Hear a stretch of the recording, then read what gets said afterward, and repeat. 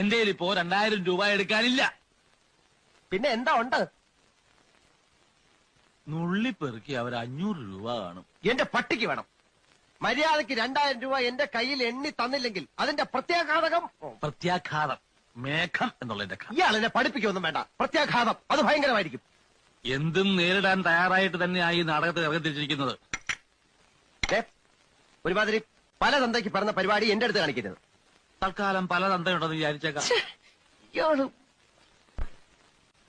ഞാൻ പോവാന്ന്. അതെ, കുറച്ച് പതുക്കെ പറഞ്ഞാലും കേൾക്കാം. പിന്നെന്താ ഞെട്ടാത്തത്? സാധാരണ ഇത്ര നിസ്സാര കാര്യങ്ങൾക്ക് ഞാൻ ഞെട്ടാറില്ല. ഓഹോ, പിന്നെ ഞാനങ്ങനെ വെറുതെ പോകുന്നൊന്നും വിചാരിക്കണ്ട. ഈ വിവരം മുഴുവൻ ആ മൂപ്പിലാനെ കണ്ട് ധരിപ്പിച്ചിട്ടേ ഞാൻ പോവും. ഒരു ചാൻസ് കൂടെ തരാം.